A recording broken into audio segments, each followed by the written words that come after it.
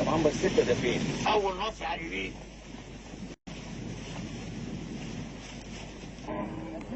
دكتورة نبيلة. ايوه يا صلاح. ازيك؟ ازيك انت؟ اصل انا جاي اطمن على البقرة اللي بتولد. خلاص يا صلاح ولدتها. مبروك. ويا ترى جابت ايه؟ ياسمينة. ياسمين تتربى في عزك بقى يا ام ياسمينة. وديها جنب امها. بس كانت الولادة عسرة قوي قوي يا صلاح، لكن الحمد لله. الحمد لله ربنا نتاحها بالسلامة. قد ايه انا سعيدة بالشغل هنا يا صلاح. للدرجة دي؟ طبعا. يا سلام، ببقى فرحانة قوي وانا بستلم الرضيع وهو صغير، وافضل ارعاه واصونه من الامراض علشان يجيب لنا ذرية صالحة. بساهم بكل طاقتي والامكانيات يا صلاح في زيادة الثروة الحيوانية. هي بتمطر؟ انا اسفة قوي يا صلاح. تعرفي يا بلبل، حماسك هو اللي خلاني اكتب المقالة العظيمة دي. مقالة ايه؟ شباب 83. اقرا لي يا صلاح، كاتب ايه؟ شباب هذه الايام لم يعد يهتم باطالة شعره وسوالفه، لم يعد يصغي لصيحات الهيبز والبيتلز التي تدعو لحل مشاكل العالم بحرية الحب والالتفاف حول حلقات الرقص والموسيقى. اختفى الشاب الخبث. بصي مش في الجنان. اختفى الشاب الخبث صاحب البنطلون الضيق والقميص الاحمر، وحل محله الشاب المكافح الذي يعتمد على نفسه في تأمين مستقبله حتى يوفر المسكن والمأكل لأسرته الصغيرة عندما يتزوج.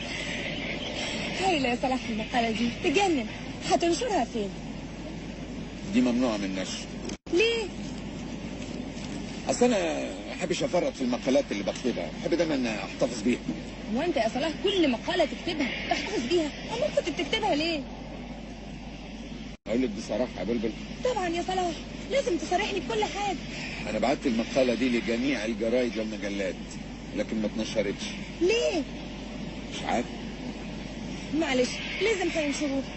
لازم امتى؟ ده انا كاتب 731 مقالة، مكانها لازم يفضل الصفحة الأولى منشط كلها مقالات بتعالج مشاكل الشباب، مشاكل المجتمع. إنما يبدو والله أعلم إن مكانها كان سلة المهملات. اوعى تيأس يا صلاح، اوعى يا حبيبي، إن شاء الله بكرة هينشروها. بكرة أنا زهقت من بكرة. أنا حاسس إن أنا هندفن في مصلحة البريد دي. مواهبي هتدفن في وسط الجوابات.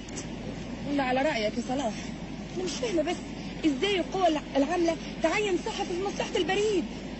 هو في نظرهم كلها اعلام؟ انت لازم تبعت شكوى. انا بعت 5000 شكوى واصرخ واقول يا عالم الرجل المناسب في المكان المناسب. صلاح، انت لازم تقابل مسؤول وتشرح له وضعك بالظبط وتقول له انه كل املك انك تبقى صحفي. قابلته. قال لك ايه؟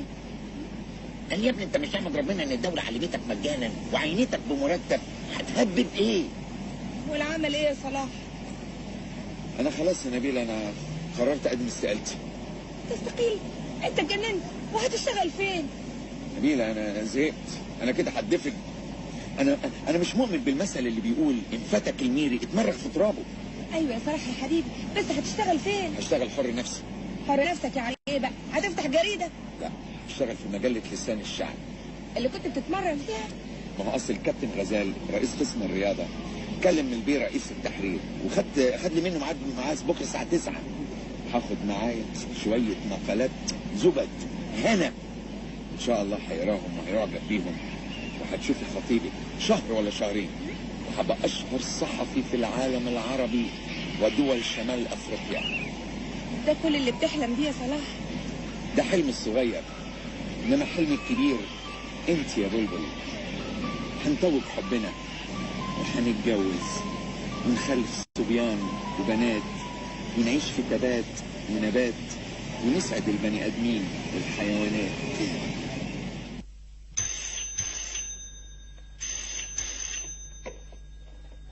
الو، مجلة لسان الشعب. ايوه فندم موجود. سيادتك مين؟ اهلا اهلا. الاستاذ بحيري معزوم على حفلة توزيع جوائز السينما. حاضر يا فندم هبلغه. طبعا هيجي. الأستاذ بحيري حريص جدا على إنه يشجع الفن. حاضر، هبلغه إن حضرتك حاجز له ترابيزة في العشاء. أنا؟ لا، ما أقدرش أسهر لوحدي. إذا كنت مصمم احجز لي ترابيزة بالعشاء. أصل حاجي أنا وبابا وماما وأختي. على فكرة هما كمان بيشجعوا الفن قوي. حاضر، طبعا الأستاذ بحيري بنفسه هو اللي هيكتب عن موضوع جوائز السينما وهينشر الصور. لا اطمن، ما تخافش، ما أنا برضه هوصي. حاضر، مع السلامة.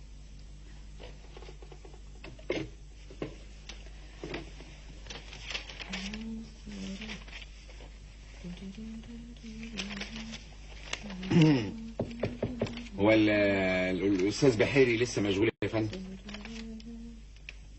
أيوه، بس في ميعاد معاه الساعة 9 والساعة دلوقتي حوالي 1:30. حضرتك مهم؟ نعم. سيادتك شخصية مهمة؟ طبعا يا فندم، ده أنا خريج صحافة بدرجة جيد جدا، والكابتن غزالة أبو سوالف كان كلم السيد رئيس التحرير عشان هيعيني هنا صحفي. يعني حضرتك جاي طالب وظيفة؟ أيوه. يعني مش مهم يسيب مقابلاته الشخصية عشان خاطر حضرتك، ويقفل الراديو وما يسمعش أخبار الحرب الدايرة، ويرمي القلم وما يكتبش مقال الأسبوعي، ولا يقابل الصحفيين عشان يناقشوا في اللي بيكتبوه عشان خاطر حضرتك؟ الحرب، انا مالي ومال الحرب؟ انت حضرتك بتكلميني كده ليه؟ يا أستاذ، أنت كل 5 دقايق تسألني هقابل رئيس التحرير إمتى؟ هقابل رئيس التحرير إمتى؟ لما يفضى يقابلك. اتفضل ارجع مكانك. حاضر.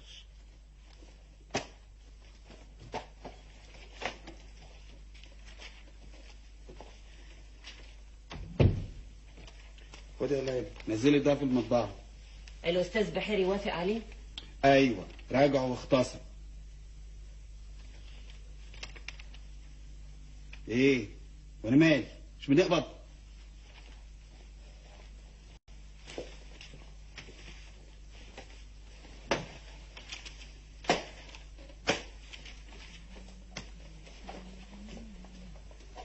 صباح الخير يا لولا. صباح النور يا بهير. ايه يا ست الشياكة دي كلها؟ شفته امبارح في عرض ازياء مدام شيشو وعجبني، بس كان غالي جدا ب 150 جنيه. لكن مدام شيشو بقى لما عرفت انه عجبني عملت لي تخفيض، اخدته ب 15 جنيه وبالتقسيط المريح كل شهر ادفع جنيه.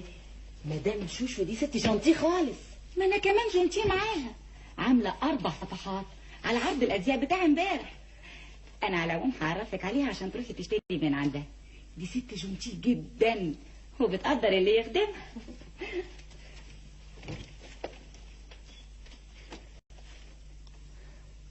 أربع صفحات في عرض أزياء وأنا مش لاقي نص عمود أقول فيه كلمة تخدم الناس. لو سمحت يا أنسة، سؤال صغير. نعم. هو مش فيه هنا دور؟ أنا قاعد من الساعة 9، تيجي الهانم دي أم فستان قصير تدخل للبيع على طول. الهانم دي صحفية، يعني تدخل من غير استئذان. لكن حضرتك بقى لسه ما تعينتش، ولو اتعينت لازم تاخد مني إذن قبل ما تدخل. فهمت؟ اتفضل ارجع مكانك. حاضر.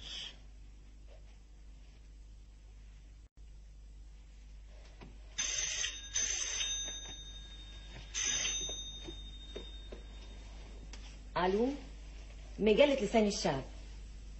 اهلا اهلا ست فايزة، اهلا يا روحي.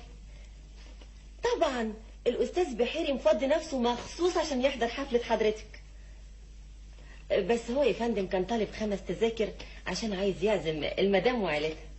كلهم اصلهم بيحبوكي وانا كمان. لا لا، مش عايزة اتقل عليكي. طب إذا كان ممكن يعني 5 تذاكر كمان. ميرسي يا روحي، ميرسي يا حبيبتي. دقيقة واحدة أوصلك بالأستاذ بحيري. مدام فايزة مع سيادتك يا فندم.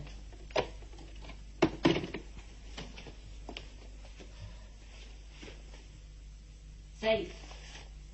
نعم. فندم. أنت ما بتفهمش يا سيد؟ انا مش طالبه القهوه دي عشاني، اديتها له ليه؟ من اذنك. اسف.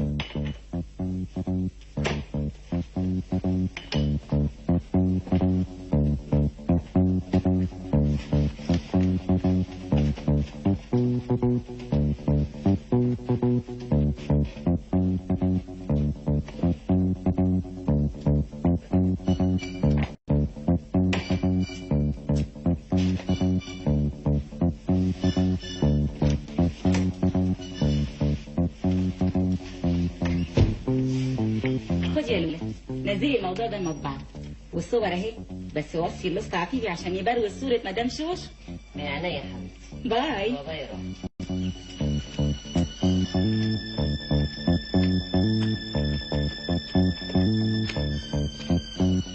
ايوه استاذ عفيفي، من فضلك تبعت لي حد عشان ياخد المواضيع. ايوه الاستاذ بحيري مضى عليه. مع السلامه.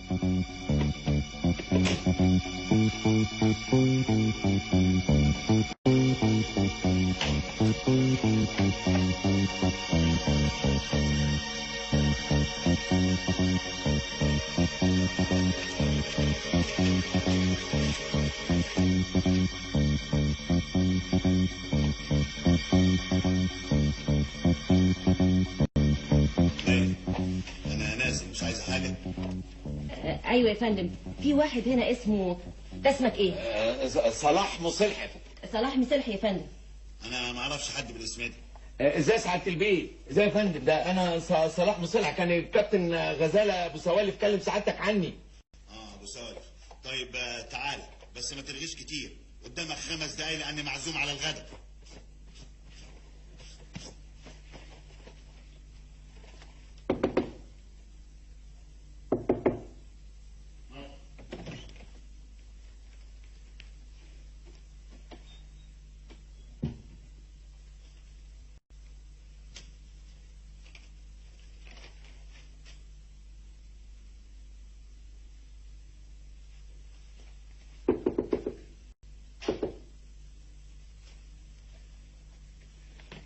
ده مين؟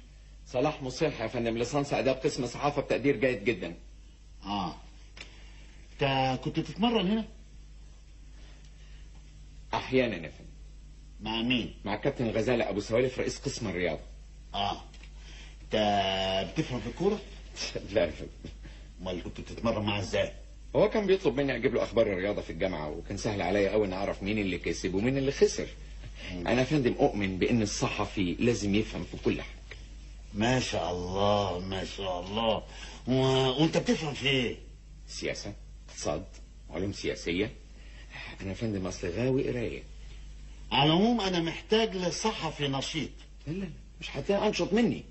ايوه، الصحفيين اللي عندي خلاص عجزوا وكبروا وتقلوا وكروشهم كبرت قوي، مش قادرين يتحركوا. عشان كده انا عاوز دم جديد. الحمد لله انا دمي جديد لانج يا فندم. على العموم انا هجربك. نعم يا فندم. هجربك. وتاكد انك مش هتندم. وهديك مرتب 70 جنيه بس. ده اكتر من مرتب اي واحد جامعي. يا فندم بس انا شايف ان مواهبي اكتر من كده كتير. يا فندم انا كاتب 731 مقالة، سعادتك لو اطلعت عليها هتعجب جدا بالاسلوب وتناول مشاكل المجتمع بحرارة. يا ابني انا مش عايز اي كلام ورغي كتير، عاجبك عاجبك، مش عاجبك مع السلامة. لا خلاص يا فندم عجبني، يعني 70 جنيه كبداية مش بطالة، لكن انا واثق انهم هيبقوا اضعاف مضاعفة لما تعرف انا مين. انت هتقعد هنا تحت التمرين لمدة 6 اشهر. تحت التمرين؟ اذا اثبتت وجودك وصلاحيتك قاعد، مفيش هتترفد. اما سيادتك معذور لانك لسه ما تعرفنيش، بس انا واثق يا فندم ان بعد 6 اشهر سعادتك هتجد ان مرتبي ده هيزيد. انت بتقول ايه؟ اظن مكتبي فين؟ مكتبك؟ لو انت هتقعد على مكتب ولا ايه يا استاذ؟ امال هشتغل اقعد على ايه بيه؟ انت شغلتك هنا ملقط. ملقط يعني ايه؟ تلقط الاخبار وتجمعها وتسلمها للانسه ليلى، الانسه ليلى هتوزعها بمعرفتها. لا يا فندم ملقط ايه؟ سعادتك مش مقدر مواهبي، بس لو سعادتك تهدى كده وتطلع على 731 مقاله واقعد كده وروق، سعادتك شيل حبل الغسيل اللي انت حاطه ده واقعد اقرا هتقدرني. دول تبلهم وتشرب ميتهم.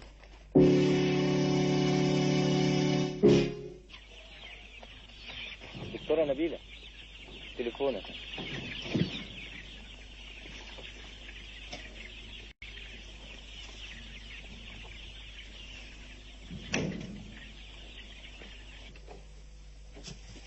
الحمد لله على السلامة يا دكتورة فاتن. الله يسلمك يا نبيلة، ردي على التليفون الأول وبعدين نتكلم. الو، اهلا يا صلاح، ازيك؟ صحيح، الف مبروك. النهارده ما انت عارف بخلص الساعه 2:30. طبعا طبعا ضروري. طيب حاضر يا صلاح، مع السلامه. خطيبك؟ لسه. يا بختك يا نبيلة، انت بتقضي دلوقتي أجمل أيام حياتك. بكرة لما تتجوزي وتخلفي المشاكل هتنزل عليكي تراب. المهم الحمد لله على سلامتك. ما قلتليش بقى جبت لنا ايه؟ بنوتة.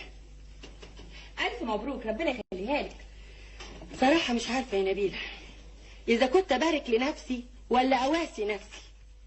ليه؟ خير؟ من يوم حضرتها ما شرفت والمشاكل شرفت معاها. مشاكل؟ مشاكل ايه؟ بكرة لما تتجوزي وتخلفي هتلمسي المشاكل دي بنفسك. 4 سنين بكتب فيهم آثار التفكير، في الآخر يقول لي بلهم واشرب ميتهم. معلش يا صلاح، ولا يهمك، ما قراهمش ما يعرفش قيمتهم. الأغرب من كده عاوزنا اتمرن 6 اشهر، ما بيعترفش بشهادة الجمعية. معلش برضو يا صلاح، لازم تبتدي من اول السلم. عايز تديني مرتب 70 جنيه. زي مرتبي بالظبط، هو خريج الجامعه بيسوى 70 جنيه. عايز اشتري بدلة جديدة، عايز اشتري جزمة جديدة، شراب جديد. بالتقسيط. عايز اسدد ديون البقال وصاحب البيت. بالتقسيط. عايز اتجوزك. بالتقسيط. يعني ايه بقى؟ يعني يا حبيبي انت بعد ال6 اشهر هتكون نفسك، تسدد ديونك، تحوش ثمن الشبكه، تيجي تخطبني من ماما.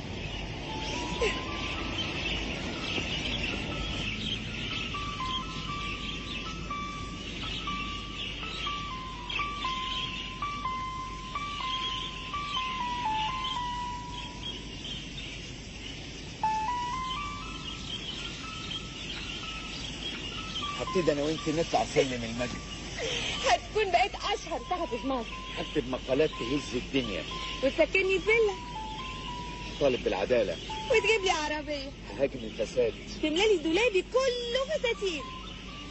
هتفخري بان خطيبك وجوزك اشهر صحفي في العالم، الصحفي العظيم صلاح مصلحي. وانت يا حبيبي كمان هتفخر بانك زوج الدكتوره نبيله عبد السلام، الحاصله على الكوكب الذهبي في زياده الثروه الحيوانيه. بتحبيني يا بلبل؟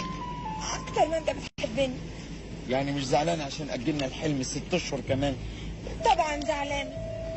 حبيبتي حبيبتي يا بلبل. لا لا لا، وبعدين معاك يا صلاح هقول لماما.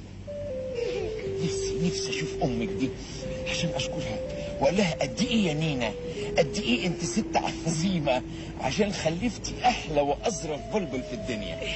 لما تيجي تقابلها عشان تخطبني هتلاقيها ست ظريفه قوي قوي، وبابا كمان حته سكره. امتى يجي بكره بقى؟ هانت بعد 6 اشهر. الله، يعني بعد بكره بقى. معقولة دي؟ معقولة؟ طيب طيب. ازيك يا ماما؟ يا اختي روحي كده. ايه يا بنتي اتأخرت كده ليه؟ اصل كنت يا ماما بعمل تحصين للبقر. لا بقى كلميني عربي. يعني كنت بعمل تطعيم للبقر. يا اختي حلاوة، هو البقر كمان بيطعموه؟ طبعا يا ماما بيطعموه زي البني ادمين بالظبط. وبيطعموه يا حبيبتي بقى ضد شلل الاطفال ولا الجدري؟ يعني على حسب كل سن يا ماما. يعني الرضيع غير الكبير، كل واحد فيهم له طريقة مختلفة تماما عن التاني في العلاج. يعني انت يا ضنايا مبسوطة وانت عايشة وسط بهايم؟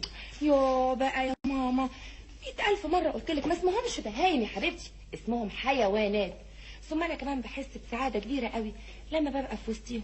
يعني لو كنت سمعت كلامي ودخلت طب اسنان مش كنت بقيتي دكتورة محترمة قد الدنيا؟ محترمه؟ يعني انا دلوقتي مش محترمه؟ لا يا حبيبتي محترمه، بس احترام يكسب. لما الجيران بتسالني وتقول لي بنتك الدكتوره متخصصه في ايه، بتكاسف واحط وشي في الارض وانا بقول لهم متخصصه في الحيوانات. لولا الحيوانات دول يا ماما ما كانش البني ادم مننا عاش في امان.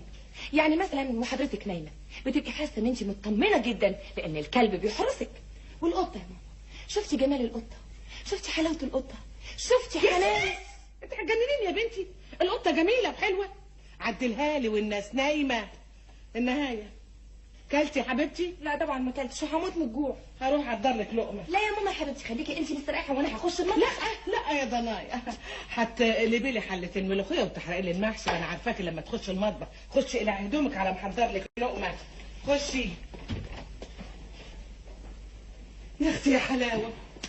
رايق انت، سامعني بتناقش مع بنتك من الصبح وساكت. اصل انا اؤمن بالديمقراطيه وكل واحد حر في رايه يا عديله. ما هو انت اللي تلفت املها.